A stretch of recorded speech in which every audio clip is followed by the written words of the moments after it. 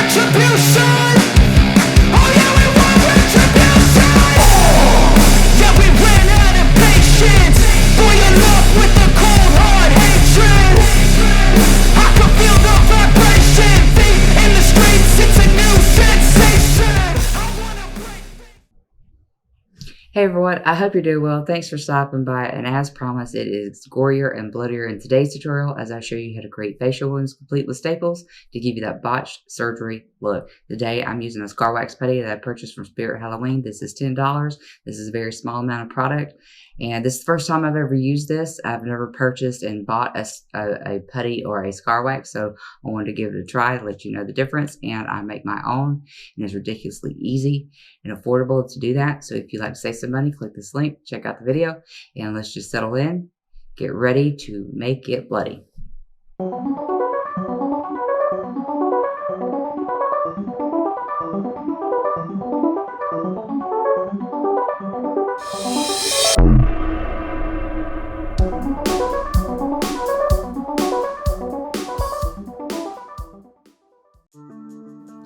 To begin, we need staples, and I'm using that comes from a staple gun. And those prongs are a little bit longer than what I wanted them to be, so I'll go through and cut them. You see here how small they are, and if you don't have a means to cut them, you can actually fold them to be safe. Having already put foundation and some contour along my face here, I'm going to take this contour palette and make my nose just a little bit crooked, not an actual break, but just some damage. I was thinking a car wreck or being hit, so I take the shadow portion and I swoop it into the direction I want my nose to go, and I highlight the portion in the middle to push it forward.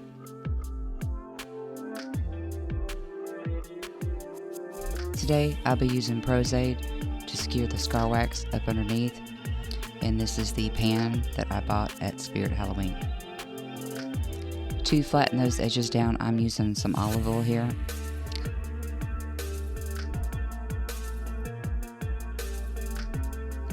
Going in with an eyeliner and pencil, I go through and I map out the areas where my scars and my staples are going to be. You do not have to do this step, but I like to keep it mindful about what the look's going to be. It also helps me put down as a guide for my adhesive.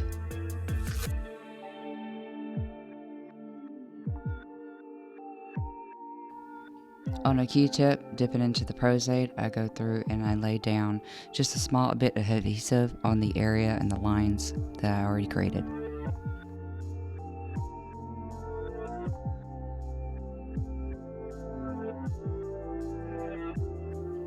Using a tool or a spatula, I scrape about 3 big portions up out of this pan, and you can see here how stiff it is. You're going to have to roll this around in your hands to warm it up, but that's the amount I took. And I go through and I roll that into a little sausage, and I was actually kind of surprised how stiff this formula actually was. But I get that put down onto the areas that I have marked out.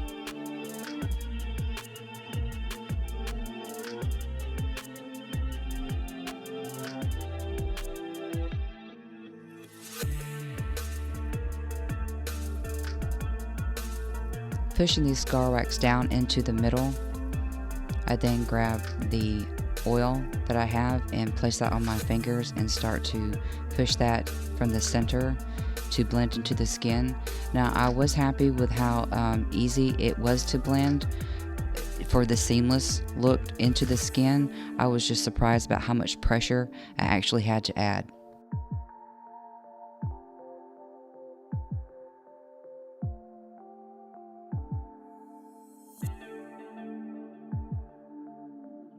I continue to get those edges flattened out, and if you find that it's not moving or it starts to lift up, you need to keep reapplying the oil to your fingers to push that down.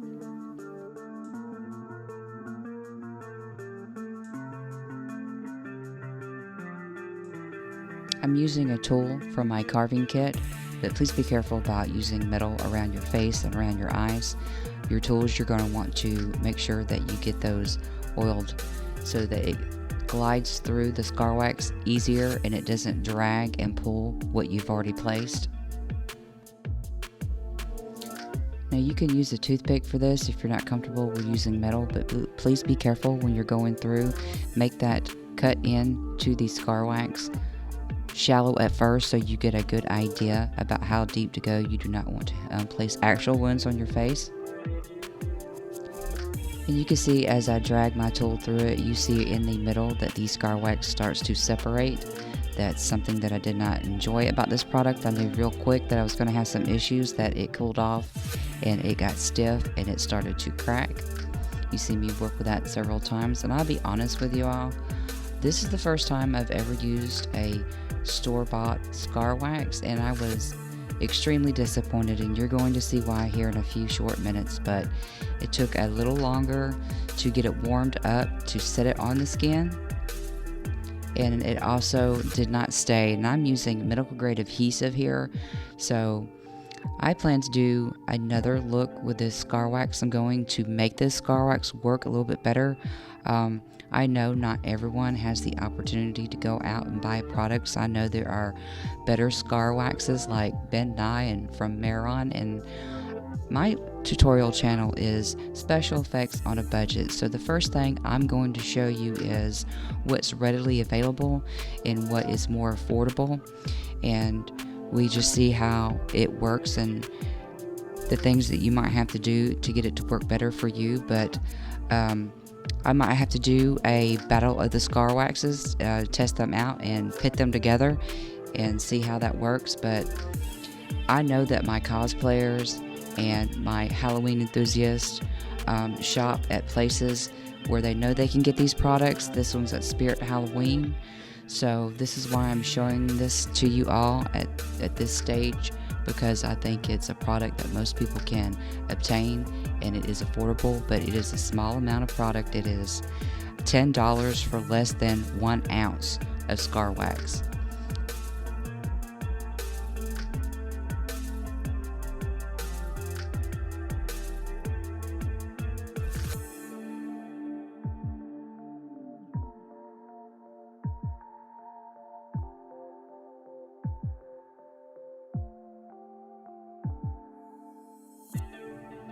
And you can see here, the more I try to maneuver and place the edges down in the scar wax, you see that it lifts up in areas.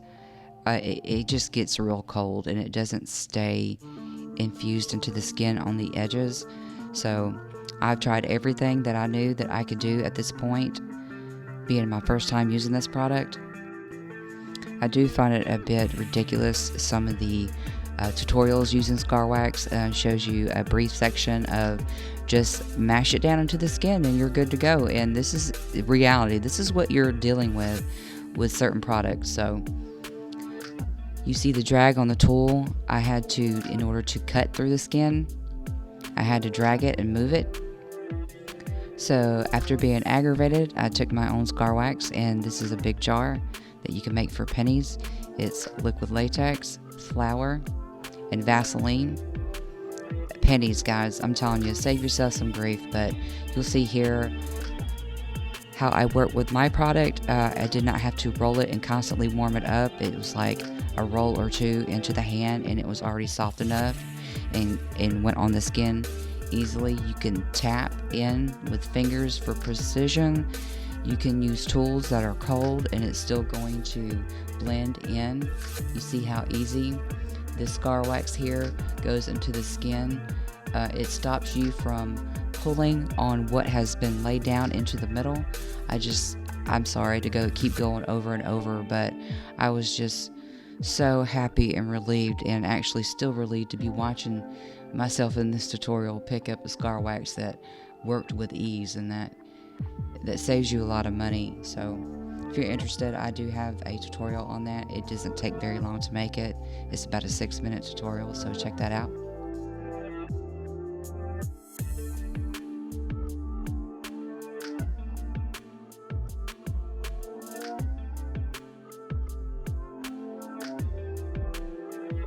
You can see here that I had to add another piece, and you see it broken, but watch how easy this is. Dipping my tool into oil and I connect that piece. That easy. And the drag from the tools is less, So you have the tendency not to move it around. That's what you want. You want to work with scar wax that stays and lets you cut into it with less drag for a more realistic look. You can put more details into the scar wax than you can the others that are purchased. So I hope this helps, and I hope you find some of this useful, and that there are things that you can do to make products work for you, or you can make products better yourself for cheap.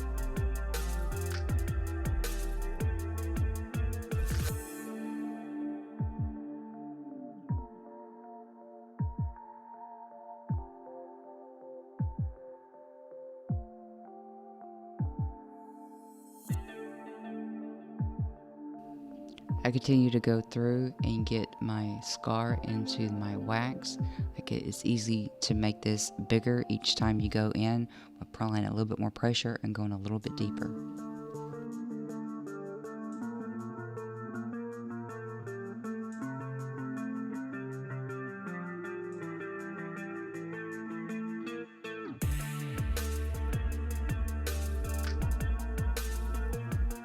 Again, trying to fix cracks that appear into the scar wax that I used earlier, and you'll see me do this several times.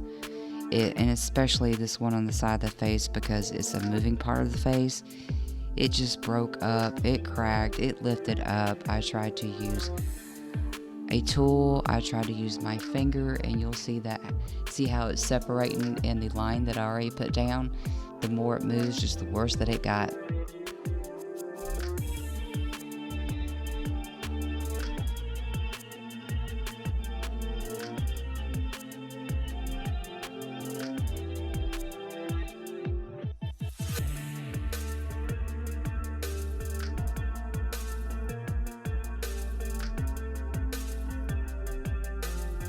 I got those edges blended in again, and I have to go back through and create the wound in a very light drag, and that's how easy it came off. I was barely touching it, and so you see the areas that there's issues. So I decided, okay, fine, with this look I'll go ahead and have some skin that's a little bit more open, so I'll create infection setting up. I really do hate using products that make me compromise my look and what I'm going for. So I am going to give this a go again, and I'm going to make this product work, and we'll see if there's a better technique that I just don't know about right now.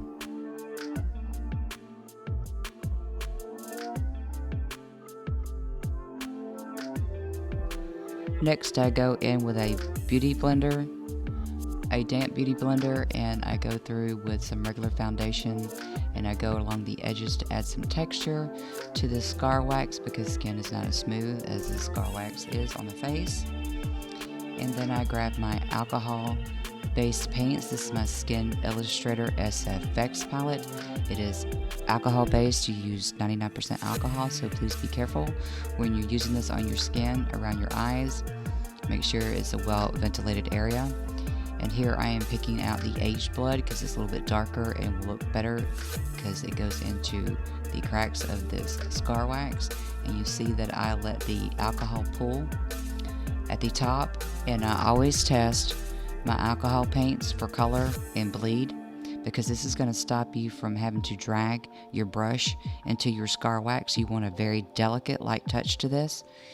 So I like the color, but I don't like the bleed. I go back in, pick up more alcohol, and you'll see here, one tap and it bleeds. So that's what I chose to go with. Now going through with very light touch and letting that color bleed in. I did not have an issue putting the brush into the scar wax. That part I did like about it.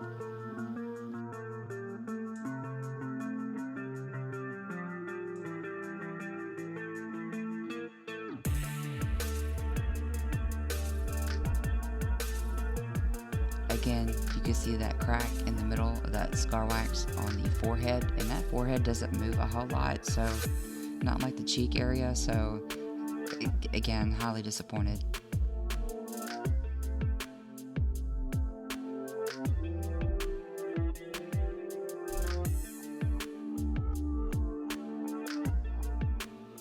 Now you'll notice a difference going into the scar wax that I created.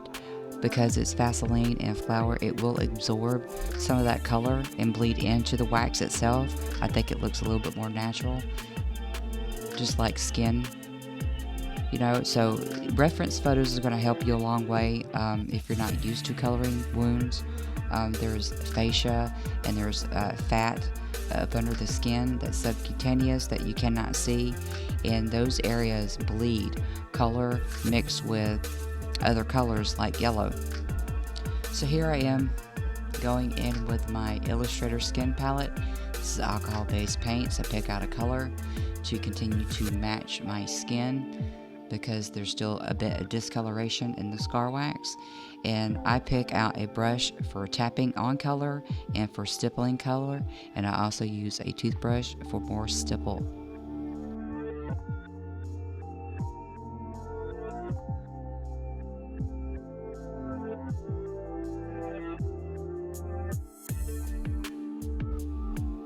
Now you want to work very delicately when you touch the scar wax.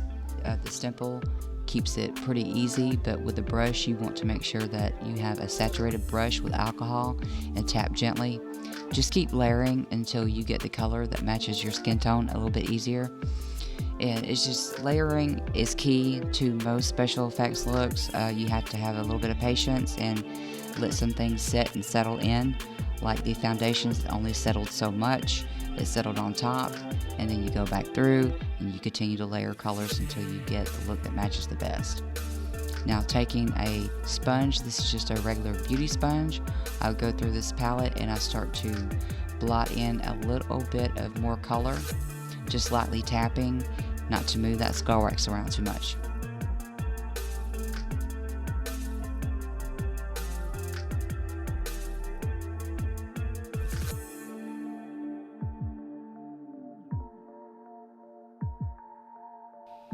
Before I add my staples, I want to go through the lacerations on the face that are a little bit more open and put in some yellow. So I go through my alcohol-based paints again, and I find a bleed in a color that I prefer, and I tap in that color along the bigger edges.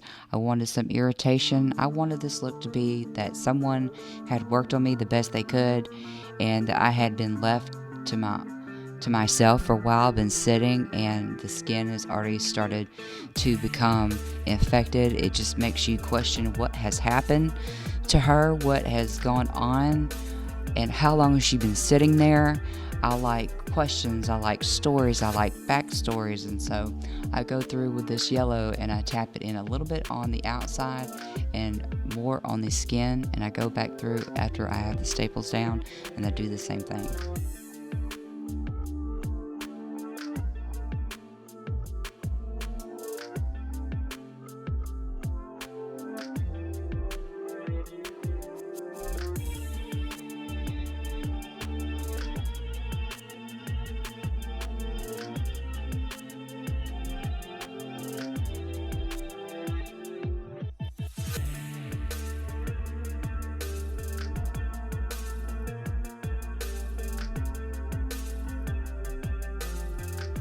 It's time to place the staples down, and I go through with tweezers at first because I want to be sure that I understand how thick that these scar wax is as to how far I can push them down.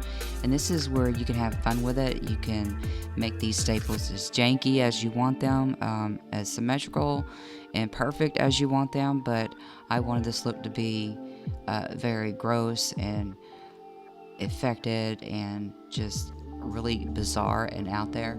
So I go through, and some staples were cut shorter than others, and so I just accommodate for that through the thickness of the scar wax. Just be sure that you don't poke them all the way down to where you actually feel it touching your skin.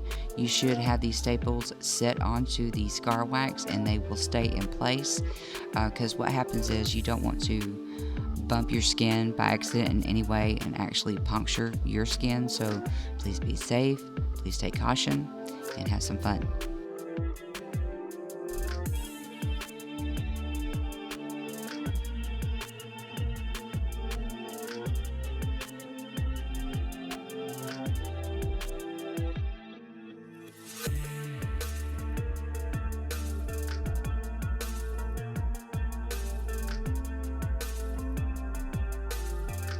Going back in with my alcohol-based paint, testing the color and the bleed, I put just a tap of red on each side of the prongs where the staples go into the wax. It's just to give it a little more punch and be a little bit more defined on screen, more translatable, a little bit more realistic, and that's my preference. It doesn't have to be yours, but I just thought it added to the look. So I go through and I put that down on all the staples that are in the face.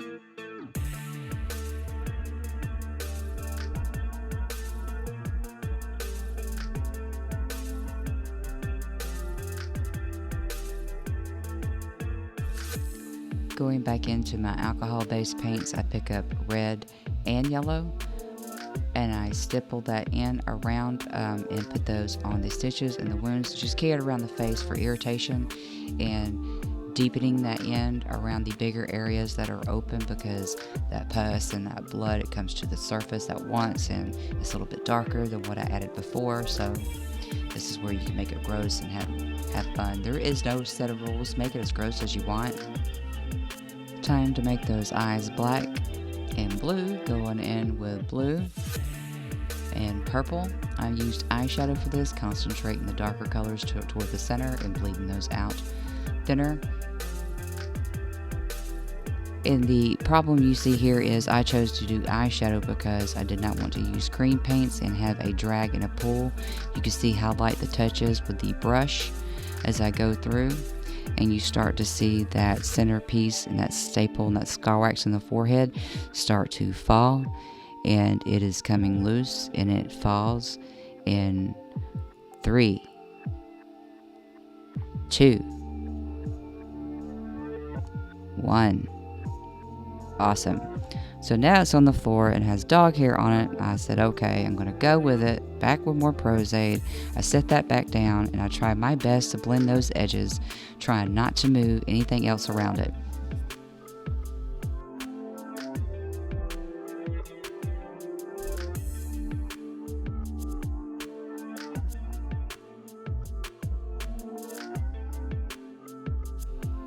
To blend the bruising around the eyes, I go through with a little bit of the oil and I get that put down to make it look like that shiner. For more bruising and blood, I go back through with my alcohol palette and I, for precision, use a brush, and for blending, I use a sponge and get more color going throughout. And taking a medical gauze, nothing too fancy, going through and making it sit along the face and back through with the alcohol paints to get the white a little dingy, dirty. I've been suffering, I've been sitting, I've been through something horrific. We're not exactly sure what it is. Get some stippling on there. And for the area at the top of the head that has the heavy blood, it's still alcohol blood. I did not want to go through with a gel blood. I wanted this to be dry, like I've been here for a while and I've sat around and things are just really bad. And to do that, I saturate a brush with my alcohol paints and I just press it down until it bleeds. Now it will bleed a little bit, but once it comes down on the skin, it's a matter of seconds before it dries, so that gives you that stained, dried blood look.